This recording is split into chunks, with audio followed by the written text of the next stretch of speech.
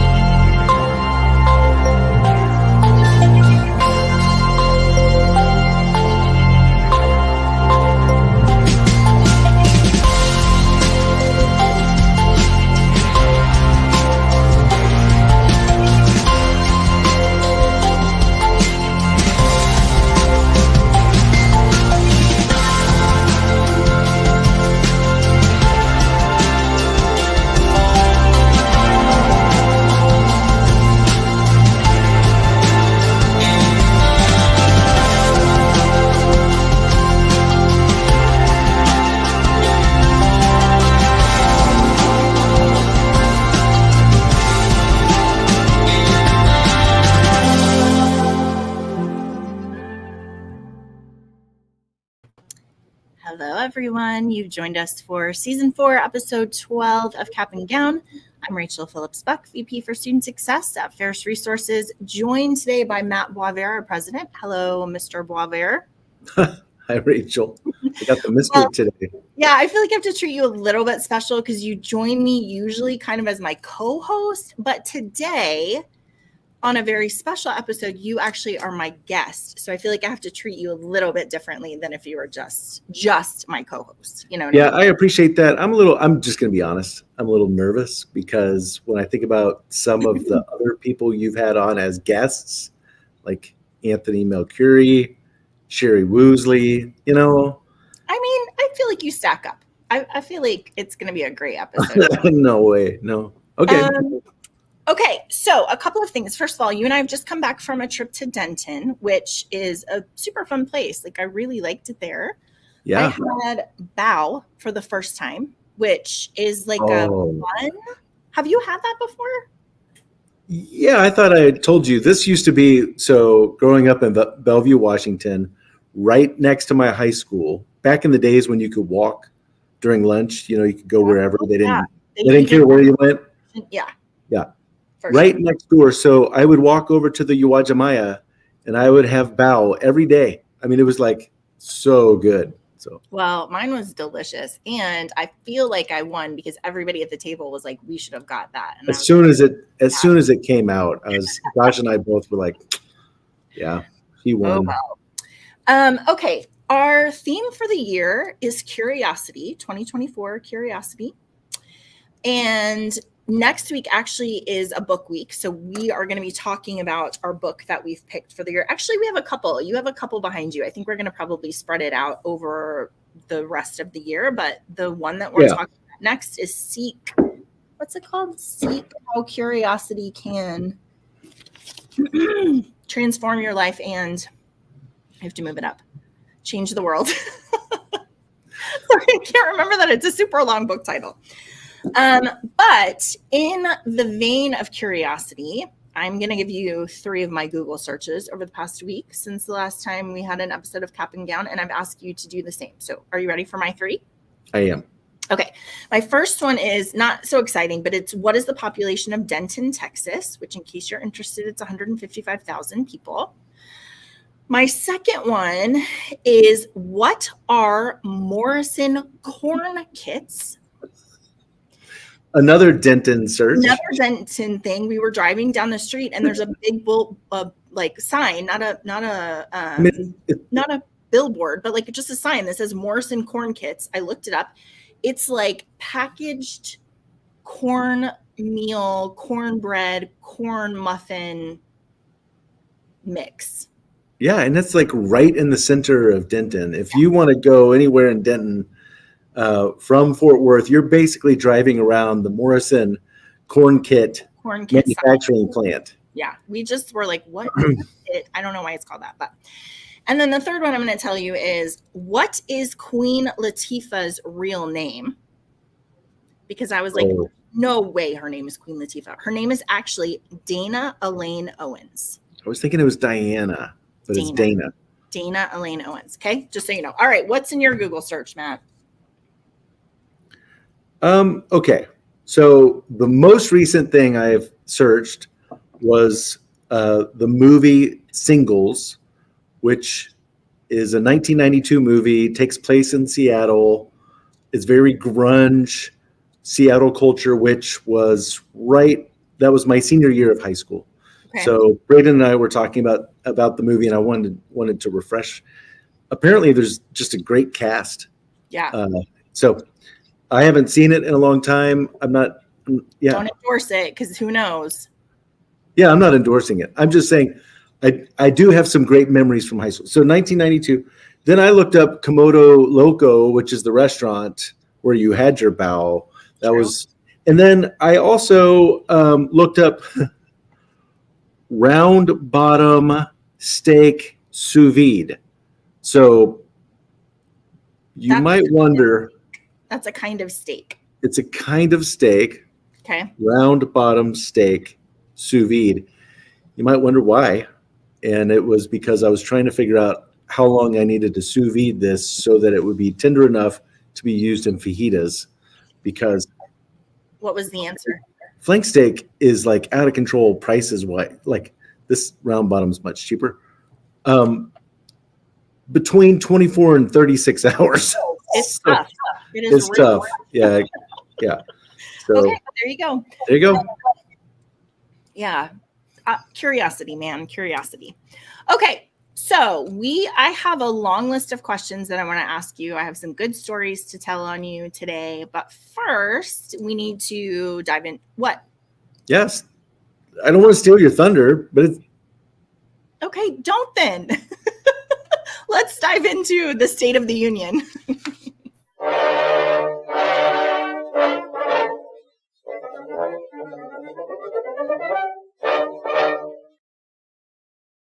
Matt, I feel like these days the State of the Union should be called the State of NIL, NCAA, FAFSA. Yeah. And there's one other one that it's like Title IX. So. Well.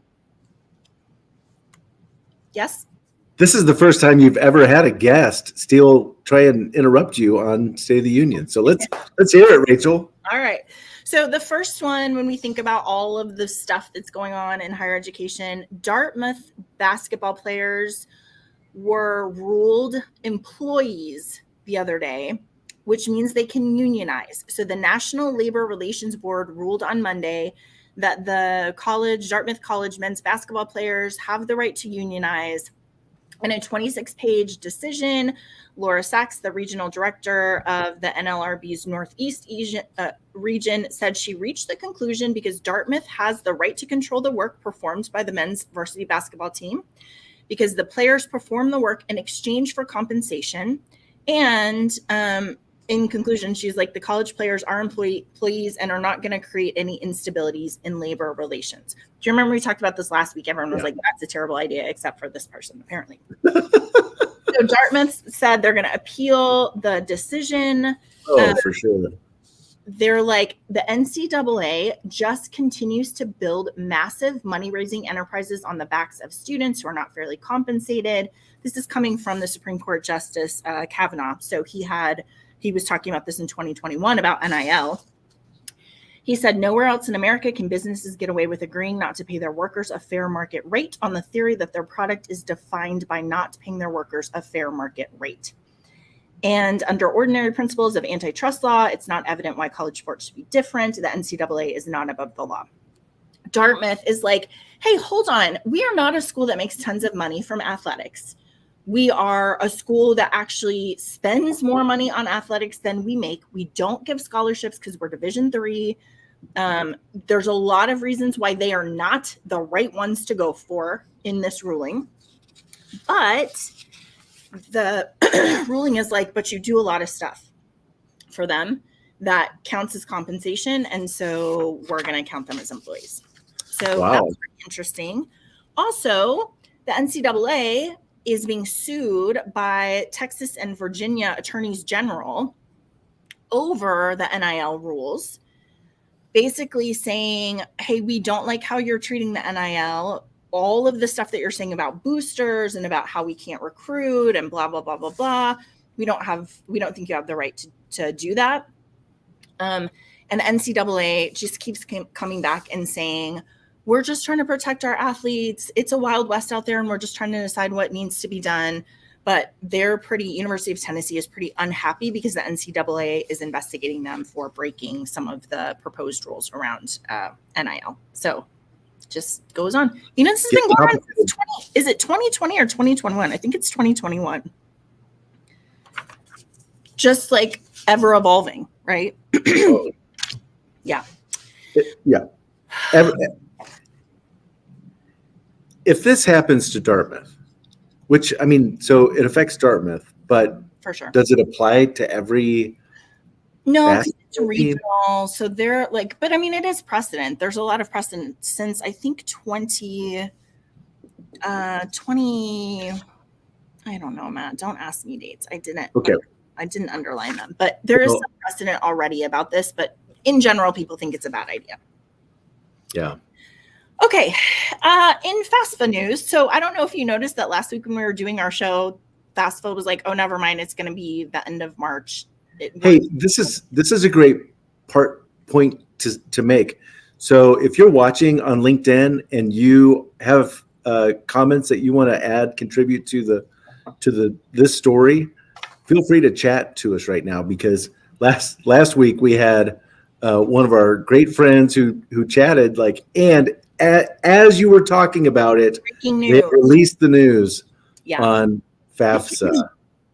So a couple of accommodations that the government is trying to make, because now they are so late and schools can't send out letters, students can't make decisions. They're going to reduce some of the requirements so that colleges and universities have less of a arduous process to validate the forms that are coming in.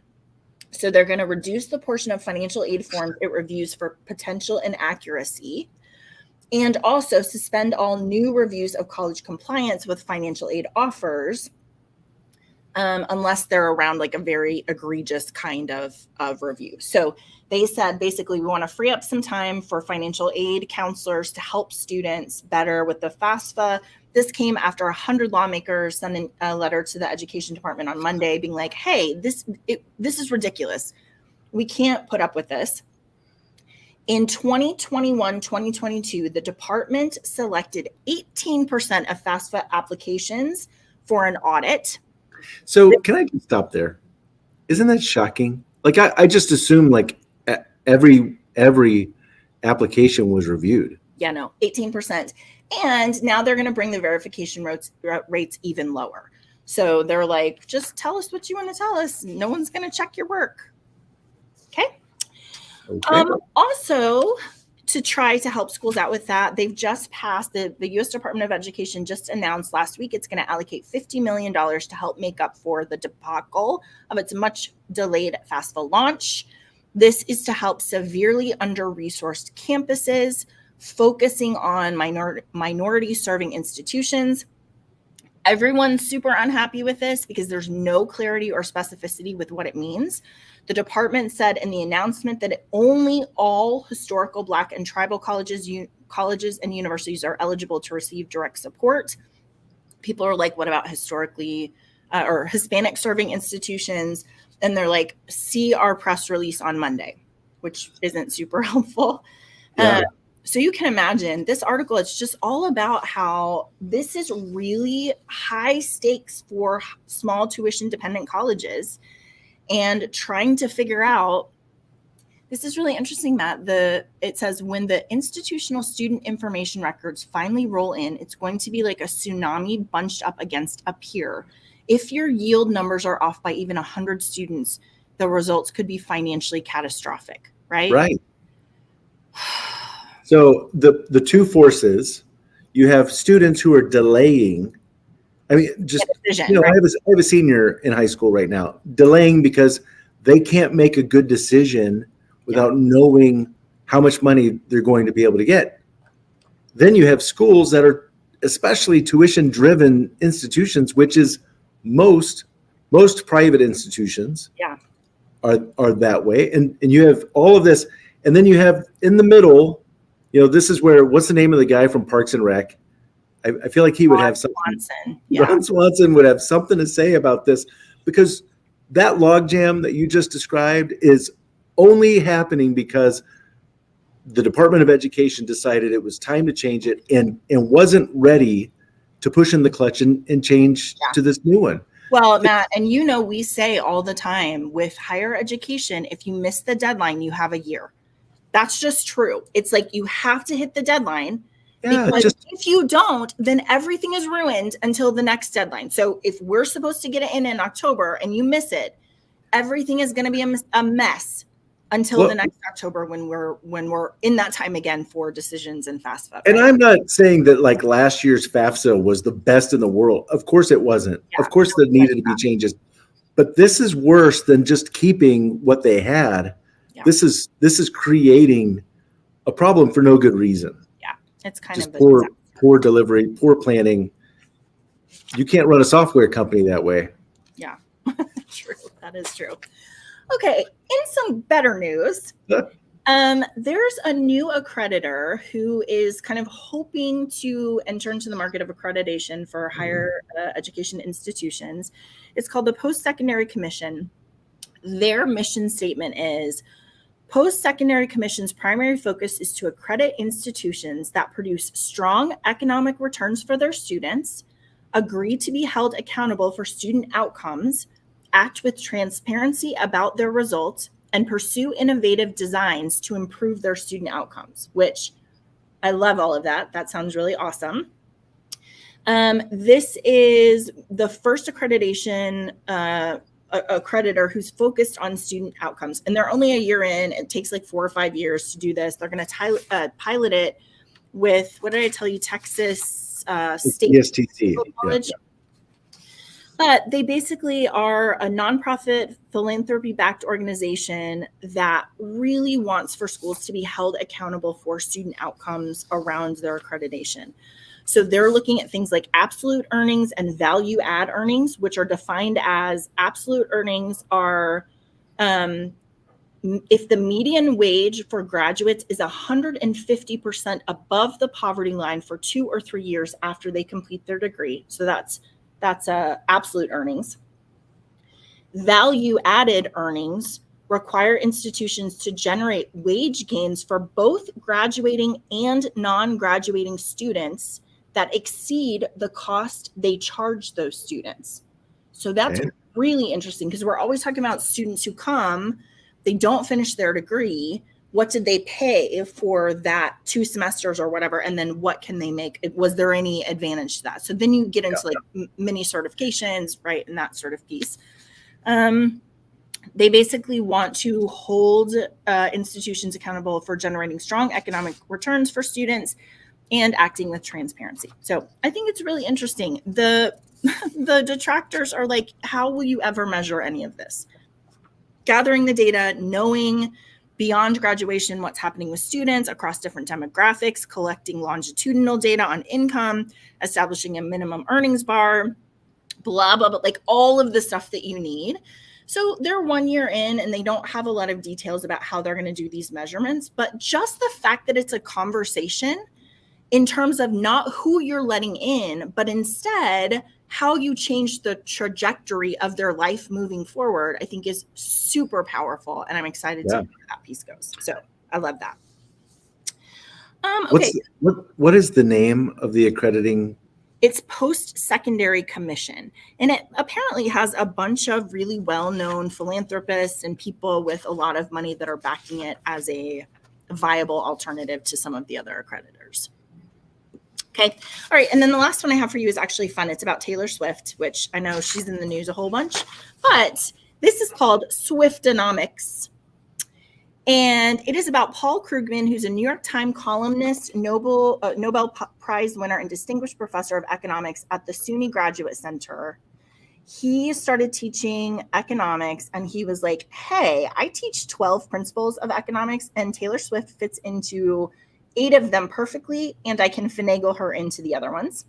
Wow. So he's talking about things like her impact on supply and demand with ticket prices, discussion of monopolies since Ticketmaster was the sole seller of her concert tickets, all of the different ways that she's manipulating the economic forces because she's so powerful. So he set up a set of assignments for studying Swiftonomics, which is like the impact on the upcoming Super Bowl, ticket sales, hotel rooms, stays, viewerships, all of the ways that she's influencing that. It is not the first Taylor Swift class. She also has courses covering her songwriting and her musical techniques and influence on pop culture, taught at Harvard, Stanford, Berkeley, and Arizona State University. But the Super Bowl, I think, was a good case study to kind of understand the attention that she's bringing to a whole different group. Do you know if the NFL paid for her to fly back from Japan? I don't think so. I have no idea. Well, I mean, she's pretty amazing. I don't know if she ever took a business class, but she could for sure teach. Yeah. A lot of business courses. Yeah. I mean, she's phenomenal. Yeah. All right. Well, that is the State of the Union. So now I'm moving on to the second segment of our show. Actually, it's the third one. We don't tell people that we named the first one Chit Chat. We have Chit Chat, then we have a State of the Union, then we have our guest. I'd like to welcome my guest today, Matt Boisvert, president of Pharos Resources. Hi, Matt. Hi. I put my guest hat on. Good. So I want to do some introduction. We're going to talk through kind of your story of how you ended up here, which is really fun to think about. Like everything that we're going to talk about has led to this moment when you're a guest on this podcast. So that's kind of exciting. But first, personally, I know how you like a good award. And I think everybody should know that. Well, I don't want to steal your thunder. So can you talk a little bit about the fly fishing award in your family and who is getting it this year? Yeah, sure. So my family fly fishes this. All right. If you're not joining us on podcast, you need to look this up because Bailey has put up a picture of where Matt fly fishes in Colorado and a picture of him with a fish. It's very exciting. Yeah. This view on the left is actually from the front porch of the cabin that we stay at. Really super excited we get to stay there again this year, new owners of this cabin. And that is my 22-inch rainbow that won the trophy this year. So the trophy is my family on my mom's side. My grandparents, both of my mom's parents, love to fish. And so every summer from the time I was, I don't know, 2, we would go to Colorado. And so it's just a part of our family culture is fly fishing. My grandfather taught me how to fly fish. So there's a rich history of fly fishing, and it's a special time. When my grandfather passed away, my aunt, I caught the largest fish I had ever caught, a 23 and a half inch brown trout. So I was 19 years old, caught this beautiful fish, and so she sent me a trophy, a personal trophy for my big fish. And I thought, this is pretty special. It would be neat if we had a trophy. So our family created a trophy, named it after my grandfather, and it goes to the person who catches the largest trout each summer. So pretty special. I've won it. This is now my 8th time. Yeah. So 22-inch rainbow. It is now hanging on my wall. I have a permanent screw in my wall for where that award goes when I win it. Sorry, I thought you were saying the fish was hanging on your wall. I was like, that's news to me. I didn't know that. No, the award. Okay. Yeah, the trophy. So it's it's a screw, not a nail. It is permanent. This is where it goes when I win it, not if. Yeah. It's we get pretty competitive in my family for that. So, well, I will say that every summer when you go to Colorado, Pharos Resources is just a buzz, hoping that we will get the text of the picture that you're like, okay, I think this is the one. So this year is pretty exciting. All right.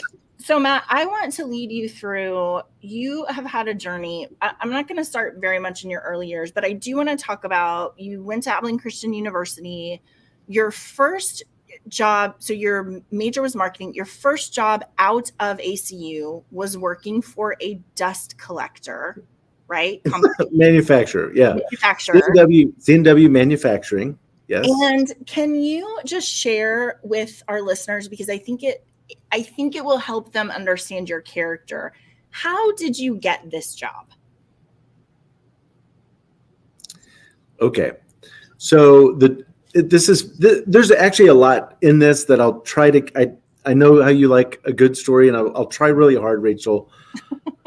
The director of career services at ACU contacted me, and he said, "I have a job you should apply for."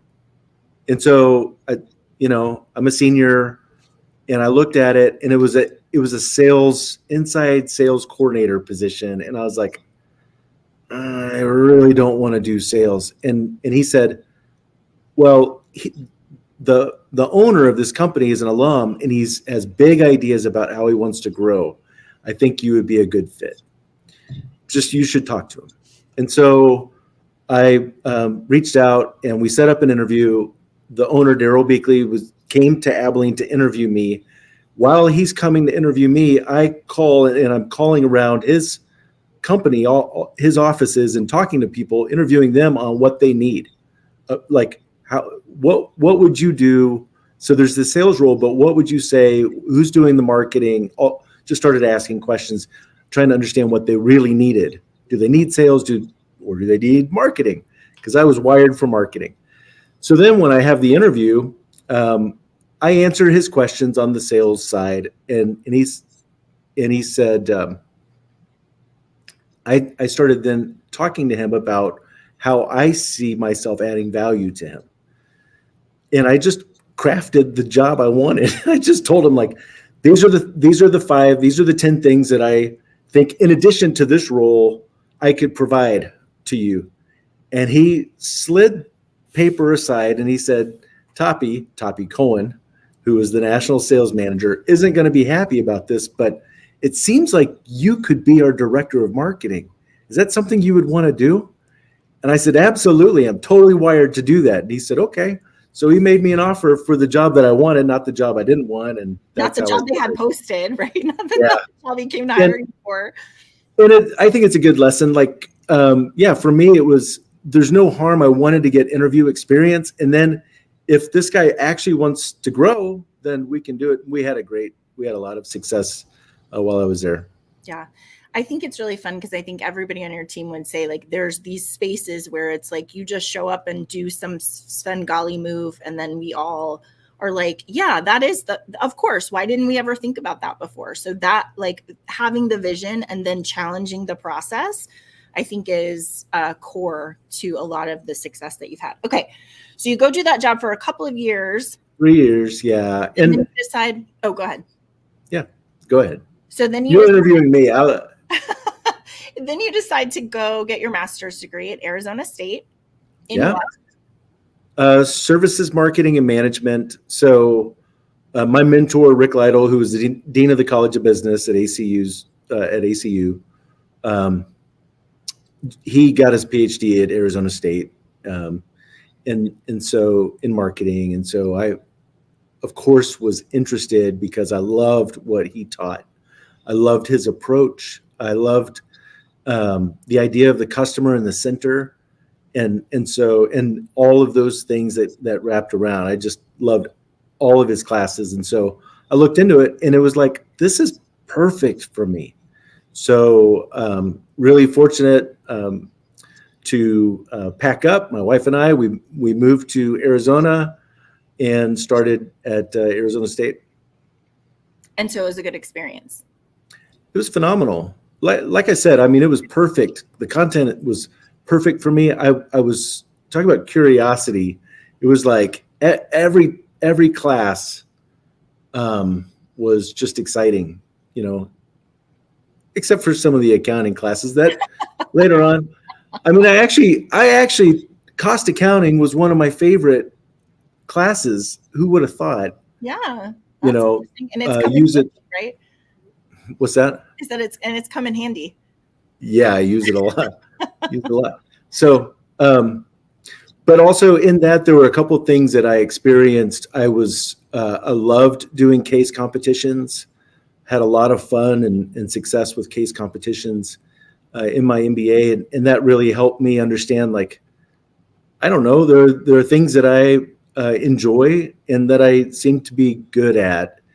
So that really helped me, start to see potential of where I go. I did an internship at Hallmark in the summer between my first and second year in Kansas City, and that was super influential in my career decisions. So, in what way? I realized I am not made up for corporate life. My dad was corporate, very successful, and it just was not entrepreneurial enough for me. And so, Hallmark's awesome. It's a great brand. I love Hallmark. It just wasn't a good fit for me. And so that helped me narrow, where I should look, what I should do. It seems like in some of the stories that you've told about that experience, that it's just very much in the corporate world. It's like, stay in your lane, don't have new ideas, do this thing well, right? And it's like they lost you when they said, don't have new ideas. I mean, which you can understand, Matt, because like as an intern coming in a certain kind of environment, that is very concerning. Not here, like we love it. We're like, have all the ideas, right? But yeah, look, it was a good lesson for me on. I think there's definitely a level of humility that if I could go back, I was excited, and I thought they actually cared. I thought they actually were wanting ideas, and so I misread the room. It's kind of how that came out. To be clear, my manager at Hallmark was awesome, and Jennifer Lee was awesome. She was just an incredible manager, leader for me, and she and I worked really well together. And she listened to me. It was when we went up a couple of levels that they're like, "Who is this guy, and why is he talking in this meeting?" So he has opinions. I'm not having it, right? Yeah. Okay, so that was helpful for you to be like, I kind of understand now how I'm wired. Can you tell me, when you graduated from that program, your sort of 20-year plan, because I'm sure you had one, because this is how you do, right? Your 20-year plan after your master's degree was what? Well, I guess at that point it would be a 15-year plan. I had my 20-year plan when I graduated from undergrad, and it was get an MBA in there, be a director of marketing, um, you know, at the time I thought in a corporate world, and so that would be big time. But really, if you line out what I was wanting to accomplish in my life, it was I want to be successful, but I want to become really knowledgeable and an expert in a thing that people would value. And so part of my plan was to have success in work, write a book, be a consultant, teach. That I actually wanted to end my career teaching at a university, and so I just got some things out of order in that. Okay, but I do think it's important. Why even there was the plan for higher education? Like, was there an experience that you had as a student? Was there something about this industry that we're in now that was attractive to you? Why were you thinking about higher education even in that plan? Yeah. I thought it was remarkable. I've talked about it before. Don Drennan was my intro to business professor, and he blew me away because he was super successful. And then at the end of his career, what he wanted to do is go back and teach, at ACU for $1. They had to pay him, so for whatever reason, he accepted $1. And so he did it because he loved teaching and he loved students in the way, and all of the things. He had the knowledge and he wanted to impart that to the next generation. But a part of it was, for me, it was like, hey, when you have gifts, these are things, this is a good way to use it. It's not just for yourself, but ways to be able to help others, which I think so many people, that's why you go into higher ed. And then I've also talked about my mentor, Rick Lytle, who started calling me Dr. Boisvert. And that was news to me, that idea. So casting that vision, all of those things kind of lined up. And then when I was at Arizona State, Rick Lytle called me and said, hey, will you come back and just dip your toe in the world of teaching? I think you would enjoy it. And I'm like, that's not my plan.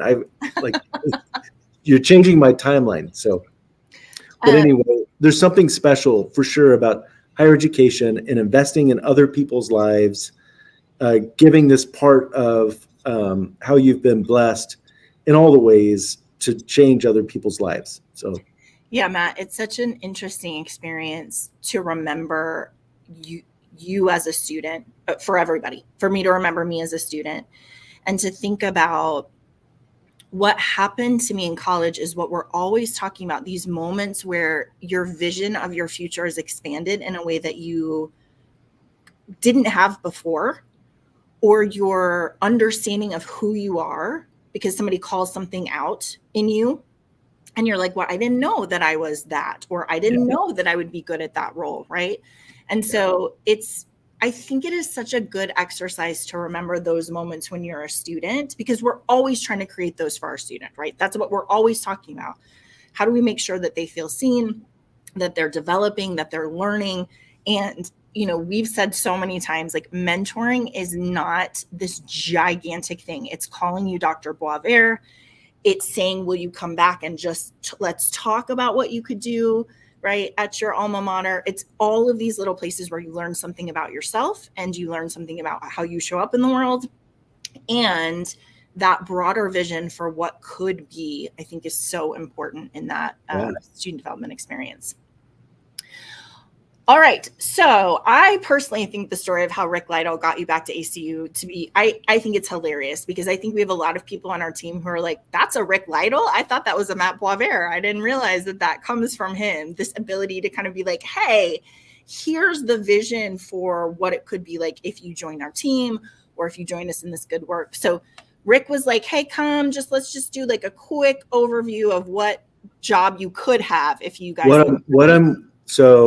Yeah, they were going after AACSB accreditation, the highest level of accreditation for a college of business. And he had a specific vision for how I could help build out services and support. And so I don't know what to say. He flew me out, and we're having dinner, and Melissa and I are over at the Griggs house, which is, kind of a special place. So we're there, and Rick's talking to another person, and he's like, I had said to Melissa, look, there's 10% chance that I'd take this job. Like, it's too soon. And then we're talking, and Rick's talking about me and why I'm there. And he's like, I'm 90% sure Matt's going to do this. Wait a minute. We've got the percentages are flipped. But for sure, I mean, he definitely cast a vision and helped me see where I fit in that. And not just, really, he crafted a thing for me that was perfect. Now, what I learned from CNW, from Hallmark, from my experiences, that I'm a program builder. I love to create new things, and so he basically was like, it is a blank slate. This is what we need. Build it. Yeah. Well, okay, that's pretty perfect for what I want to do. So you started doing career center stuff for COBA and some accreditation stuff. And then we could spend a lot of time on the Office of Career and Academic Development, which you were the director for. I'm going to shortcut that just a little bit to say, I think we've talked about it before on the podcast, but you were the director of a very disparate group of people. We had testing, we had academic probation, we had the career center, both discovery and exploration. We had first year experience pieces, we had deciding advising, we had study skill. Like it was actually a pretty revolutionary setup of the office because you said testing center. Yeah, I did. I think I did. Yeah. Testing center. It's so weird. Yeah. But what was helpful about it is like we just started talking about it like this is the place if a student has something they need, they should come here. We were right next to the counseling center. We had a lot of counselors on staff. And we really were like a one-stop shop for our students who were at risk or struggling. It's where Early Alert started, in a very manual process that then we'll talk about kind of how you jettison that into what is now Pharos Resources.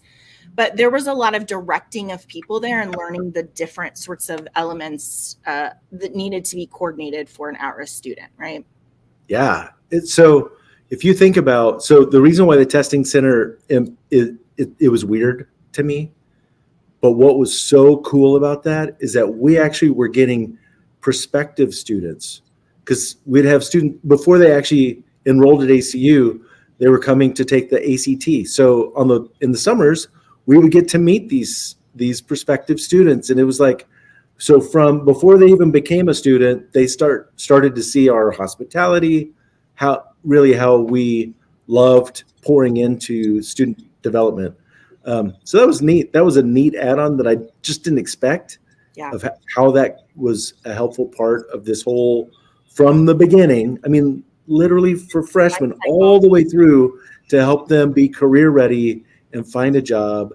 And it's a weird, for me, again, when I say Jack Stewart called me and said, here's a job, and I went over and it was like a fax, that he had received. Back in the day when he's like, you need to go interview for this, right? It was so weird to come back, and now I'm running this whole thing that today, like back then in 2005, that was revolutionary.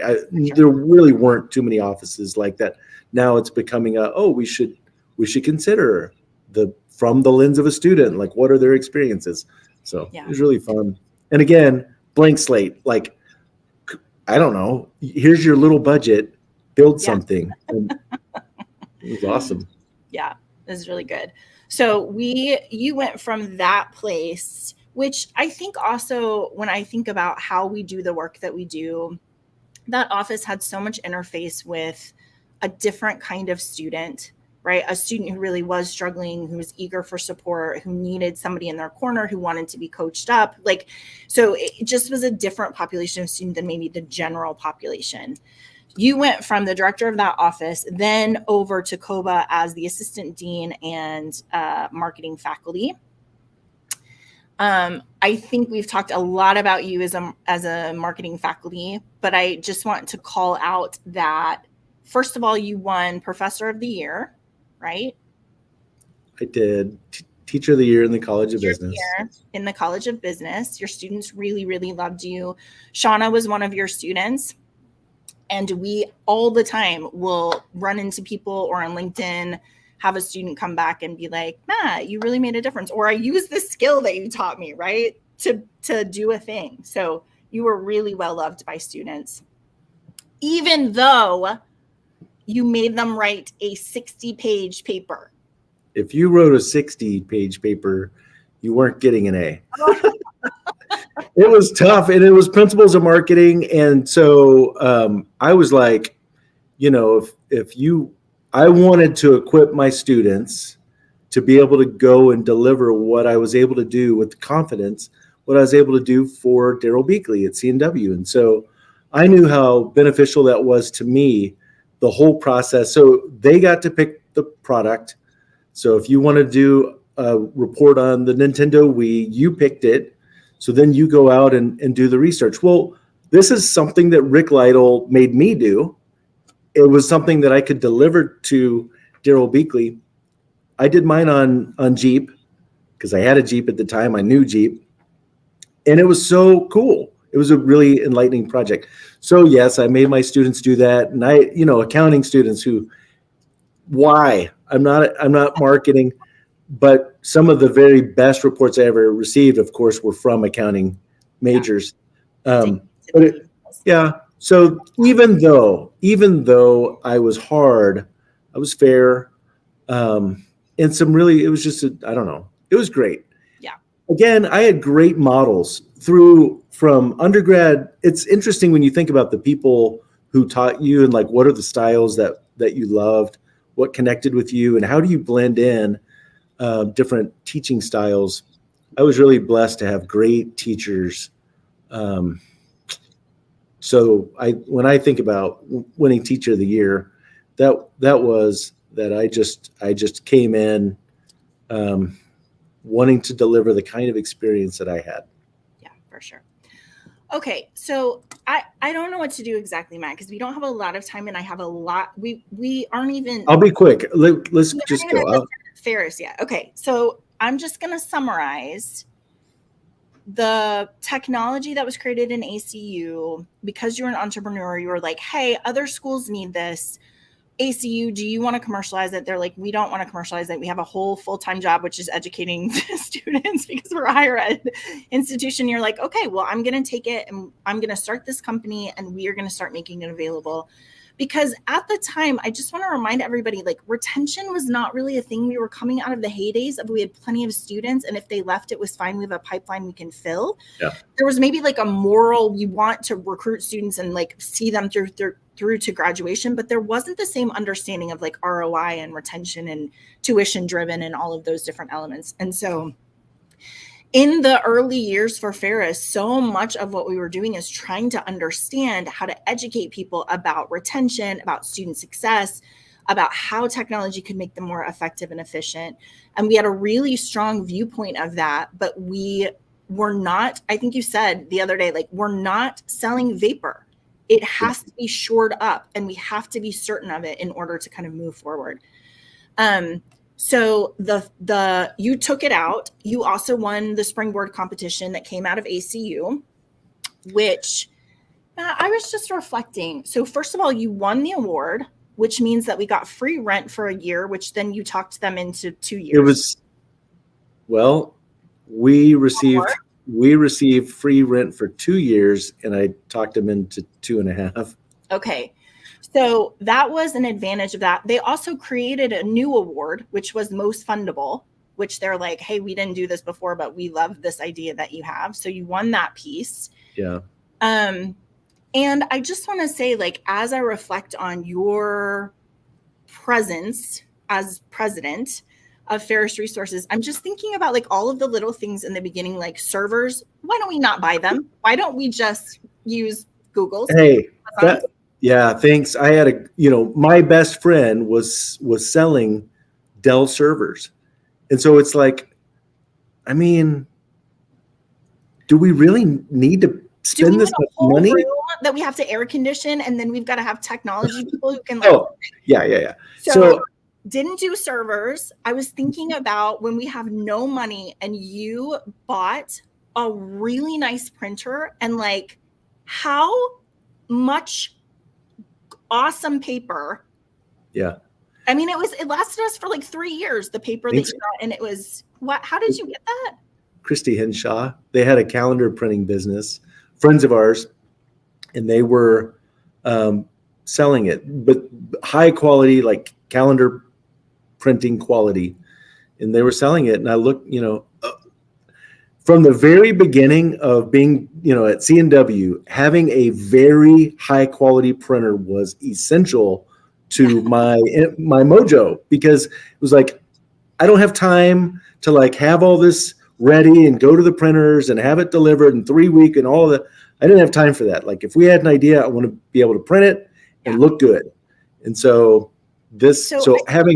I was a printer aficionado, and she had these two super duper, they were super duper. Pretty great. So I think all of those elements just speaks to the lean and quick, right? Like we need to be able to be super smart. We don't have a lot of money, but we're also going to be really quick about how we move and how we adjust, which for sure is how you do leadership and how you've always led this company. I have to tell a great story about in our early years where you and I think, I can't remember if it was Z or Shauna on the call with us too. We were meeting with a school. We probably had like 8 schools. We were meeting with the school, and the woman we were meeting with was like, hey, I'm not unhappy with you guys at all. That's not the reason I've asked the president to join the call. I have a couple of questions about what we should be doing and how we need to approach this and blah, blah, blah.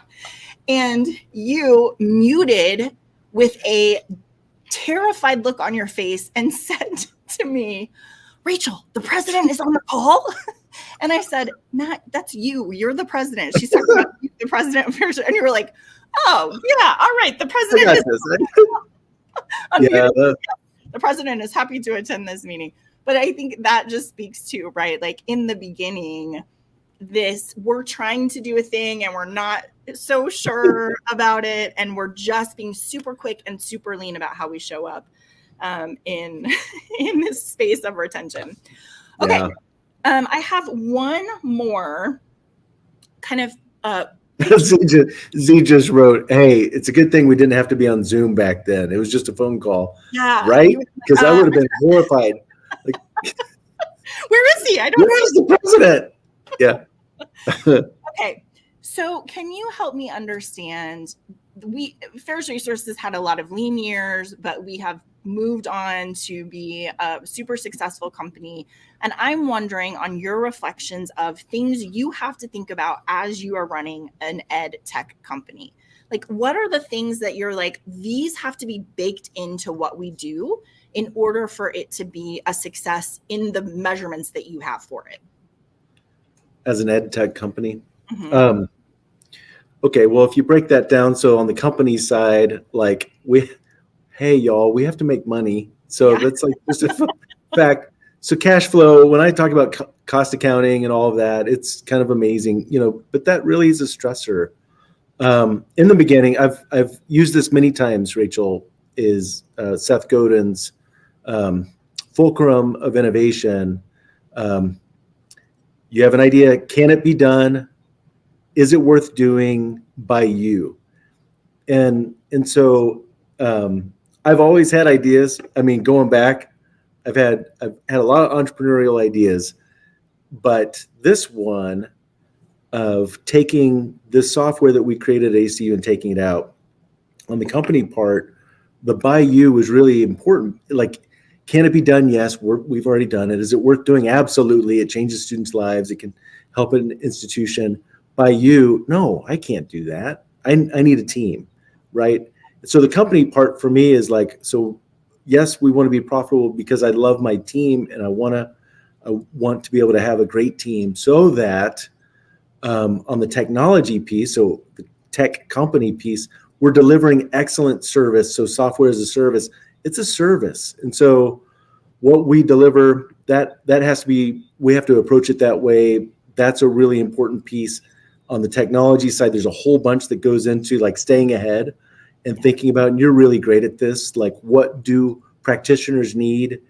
And then we've had a lot of innovation that just comes out of thinking, right? So being profitable isn't like, me, not a giant P. I just want to be able to fund great ideas and a great team so that we can support and deliver great service to clients. But the client is the ed part, and the education for me is when you think about higher education, it's a little different than selling concrete batch plants, giant vacuum cleaners. Basically what we make it. It's a totally different market. Who is this market? They're smart. They're passionate. This is a group of people who have given up a lot. They've invested a lot to be at their institution, and we need to respect them and deliver on the tech company piece, so that they can really thrive in the education piece. So but on the education side, there's also a lot of other things like, yes, they're smart and they're passionate, but it takes time. They're going to be slower decision makers. If a concrete, mix plant needs a giant vacuum cleaner, You buy it. they have to buy it right then. Otherwise, the EPA is coming after them. In education, they can slow roll, have committees. So you have to be patient with that. And so I think that bakes in on the education side, but I love it. Yeah, I was thinking earlier, like we only occasionally will be referred to as vendors.